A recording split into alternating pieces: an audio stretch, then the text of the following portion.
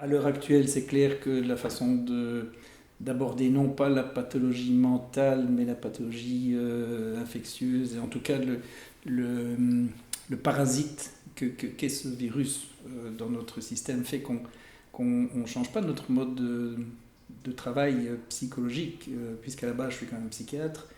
Mais les contacts sont différents. Enfin, puisqu'évidemment il faut respecter tous ces gestes barrières que vous connaissez, donc ces contacts sont modifiés. Maintenant, est-ce que fondamentalement on va changer la pratique de la médecine dans un temps futur? Je crois que le vaccin va nous apporter beaucoup d'aide et va pouvoir permettre de réouvrir certaines portes. Moi, je compte vraiment beaucoup sur l'efficacité de ces vaccins.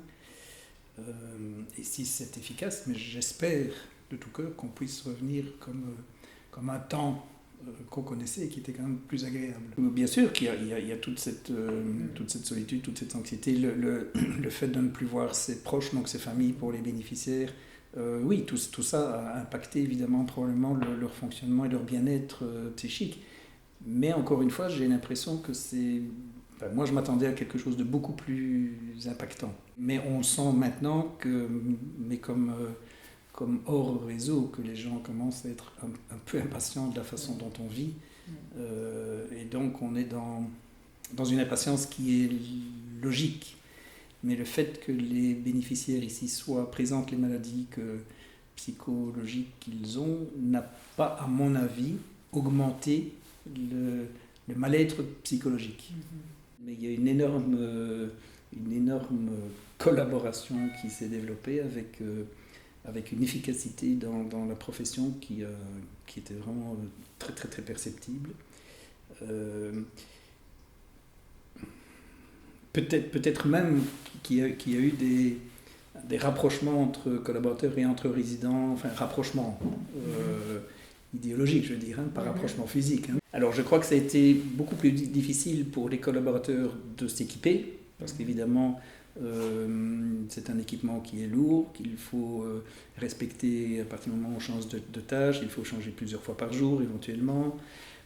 Mais par rapport aux résidents, encore une fois, aux bénéficiaires, je ne suis pas sûr qu'ils aient été, pour la grosse majorité, impressionnés par le déguisement. Ce que nous vivons depuis un an dans quelques semaines est tout à fait exceptionnel. Ce que le monde vit depuis un an est tout à fait exceptionnel.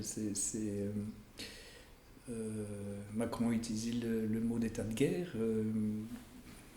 C'est tout relatif, mais c'est un état de tension en tous les cas. J'ai l'impression que le réseau globalement et tout collaborateur confondu et tout résident confondu passe à travers cette épreuve de façon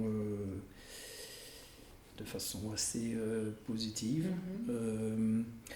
Maintenant, et je répète par rapport au vaccin, une des raisons pour laquelle j'espère que ça va apporter beaucoup, c'est qu'il serait peut-être temps maintenant de changer de sujet, parce que la Covid a pris un temps énorme et donc on vivait Covid, on mangeait Covid, on dormait Covid, et il y a tellement d'autres choses qu'on doit faire qu'on a dû mettre un peu de côté.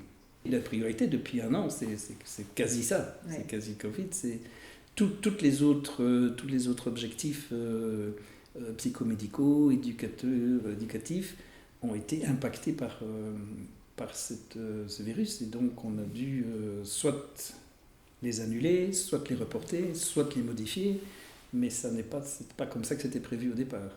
Mais je m'imagine que quand vous voyez des gens souffrir, qui sont malades, qui terminent par décéder, que ça doit être aussi très dur pour vous. Évidemment. Très éprouvant.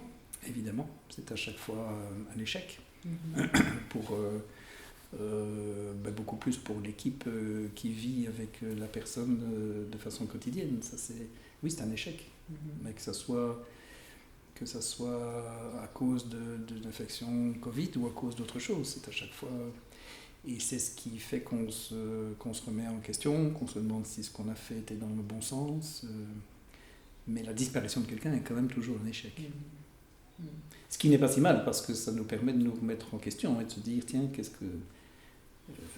en tout cas d'analyser la situation et de se demander si on aurait pu faire les choses autrement.